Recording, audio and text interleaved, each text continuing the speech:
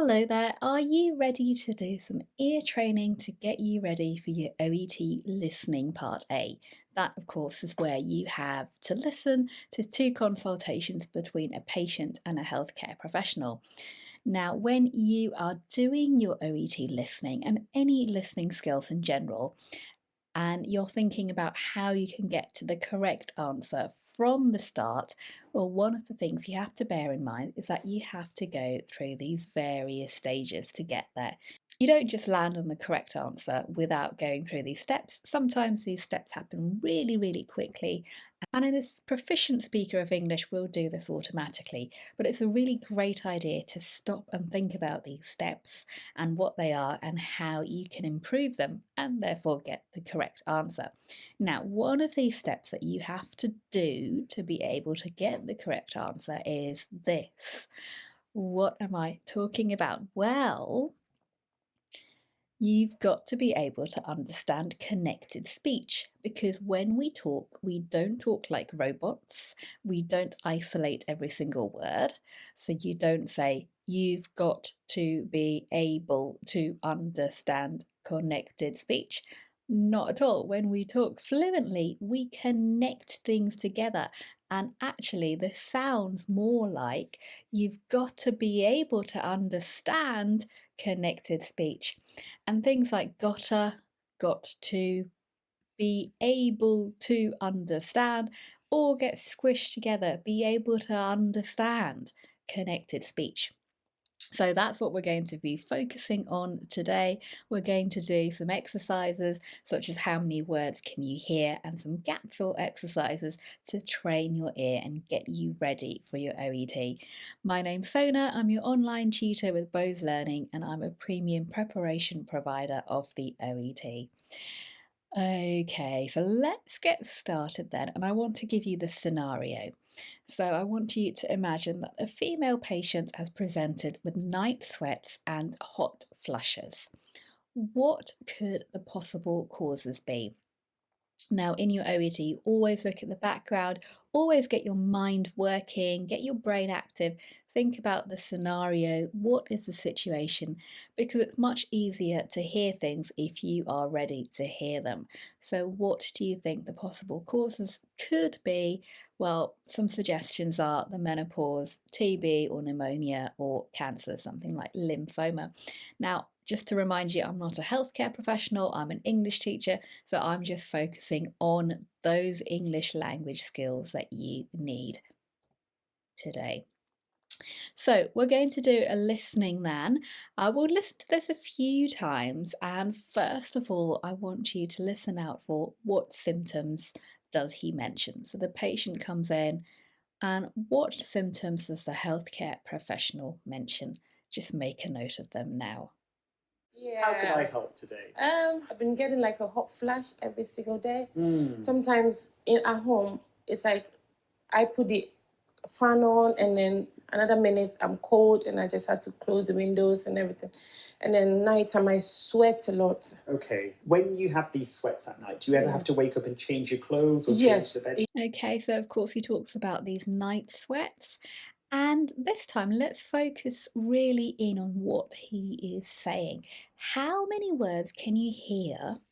Don't worry too much about what they are for the minute, but how many words can you hear between, okay, when you have these sweats at night and this part here, or change the bedding? So how many words can you actually hear? Let's see if you can get this right. Let's listen. Okay. When you have these sweats at night, do you ever have to wake up and change your clothes or Yes. change the bed? Okay, well, there are 11 words in that brief space of time. Can you now fill in the gaps? What are these 11 words? Okay. When you have these sweats at night, do you ever have to wake up and change your clothes or Yes. change the bed? And here they are. Have a listen. Okay. When you have these sweats at night, do you ever have to wake up and change your clothes or Yes. change the bed? So what he's doing is he's linking things like when you have these sweats at night. So it's sweats at night. That all links together. So it's actually like sweat sat night, but it's actually sweats at night. Do you ever have to wake up and So that's all linked together as well. So the more you are aware of these linking sounds, the easier it is to follow what's saying. So that's what we're focusing on. That's what I'd like you to practice and really train your ear to listen out for. Just to let you know, these linking word sounds are often the less important words. So sweat is important, change is important, so we say those really clearly. But other words which don't have so much content tend to be smooshed together and said really quickly. Okay, let's do another exercise. This time he asked the patient for details about the emergency hysterectomy she underwent. He starts off by referring back to the notes and to say that she had an emergency hysterectomy. Again, I'd like you to tell me how many words between these two words, just and there. Okay, just listen. How many words can you hear? Yes, I had to wake up and change my clothes. Okay. Yeah, and then I was looking through your notes before you came in, and I can see you had an emergency hysterectomy I did, after yeah. the birth of one of your children. Yeah. Just talk me through what happened there. And this time there are 5 words. So now let's listen again. Can you fill in those 5 words, please? I was looking through your notes before you came in, and I can see you had an emergency hysterectomy I did, after yeah. the birth of one of your children. Yeah. Just talk me through what happened there. And this is what he said. I was looking through your notes before you came in, and I can see you had an emergency hysterectomy I did, after yeah. the birth of one of your children. Yeah. Just talk me through what happened there. And of course, this is a really nice way to get your patient to describe things in their own words. So to tell them what happened. And this is a great phrase actually that you can use in your OET speaking if it's appropriate to encourage the patient to explain what's happened in their own way. So nice open question. Okay, back to some more listening exercises then. Again, can you complete the notes? So this is more like an OET listening exercise where they give you the case notes, you've got to fill them in. So have a listen. Here we go. Yeah, my 4th child, I've got 4 children, so my 4th one, what happened was the placenta got stuck in the uterus. Okay. So, and I was bleeding a lot. I lost like 2 liters of blood. Okay. So, And here's the answer. So, of course, you don't need to write down exactly what you hear, you have to summarise in note form. So, the incident happened during the birth of her 4th child. The placenta remained attached, and she experienced extreme, if you want to say that, or blood loss is the main thing. yeah, my 4th child, I've got 4 children, so my 4th one, what happened was the placenta got stuck in the uterus. Okay. So, and I was bleeding a lot. I lost like 2 liters of blood. Okay. So, Okay, another gap fill for you. He asks about the extent of the hysterectomy. What does he say?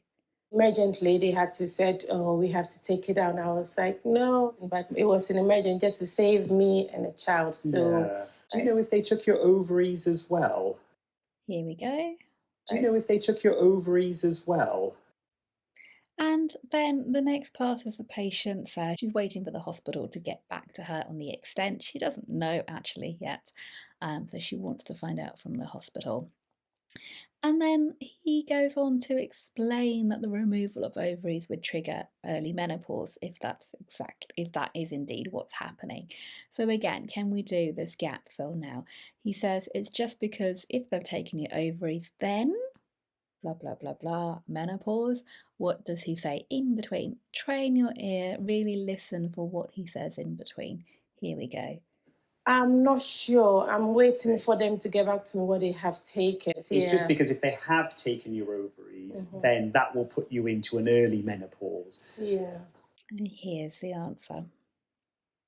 It's just because if they have taken your ovaries, then that will put you into an early menopause. Yeah.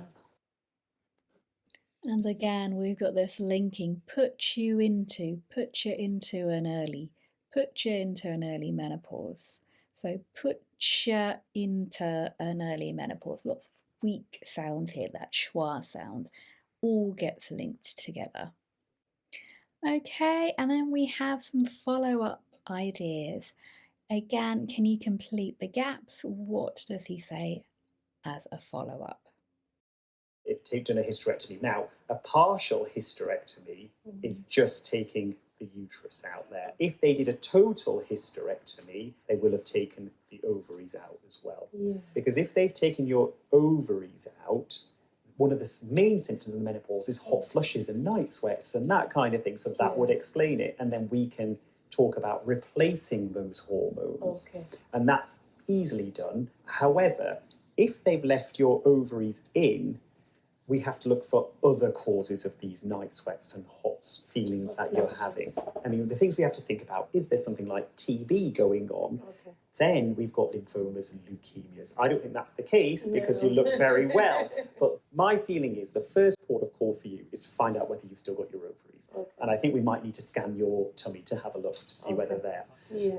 I want to do some tests on you for some of these other things as well, if that's okay. Yes, please, yeah. We want to get your symptoms sorted so you can go back to leading a normal, have a nice night's sleep at least. Definitely. That's lovely. Thank you so much. Thank you very much, Grace. Have a good day. You too. Bye. Take care. Bye-bye. And here are the answers. But my feeling is the first port of call for you is to find out whether you've still got your ovaries. Okay. And I think we might need to scan your tummy to have a look to see whether they're. Yeah. I want to do some tests on you for some of these other things as well, if that's okay. Yes, please, yeah. And just to point out some idiomatic language to you, the first port of call. What does it mean? The first thing you have to do. So very idiomatic. In English, we tend to use a lot of naval, navy kind of idioms because we were historically a seafaring nation. So the first port of call, the first place the ship, the boat will go to is, so the first thing we have to do really is to find out if you still have your ovaries. We might need to scan your tummy. So he's using very informal, everyday language rather than technical medical language, of course. And then what's he doing here? He wants to do some tests, and of course he's checking if that's okay. So again, keep thinking about your speaking tests as well. Always check with the patient if that's okay for you to do. So there we go, some nice little bits of ear training. These aren't the kind of things that will come up in your exam. These are just to help you, train you, get you ready for that test that's coming up.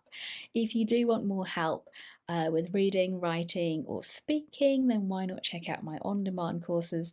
They're all pre-recorded, so you can watch them in your own time and at your own pace. I'm going to put in some discount codes for you. And if you like this, I'd be so happy if you could help my channel grow by subscribing, recommending it to a friend or a colleague, pressing that like button, and why not leave me a comment and say hi, tell me where you are from and who you are, and if you have anything that you'd like me to cover in one of my videos, then do let me know. I've got over 200 videos for you to watch, all free, all about the OET, so do check out my channel as well. Thank you very much for watching. Really nice to see you here today, and hopefully see you again really soon. Take care. Bye bye.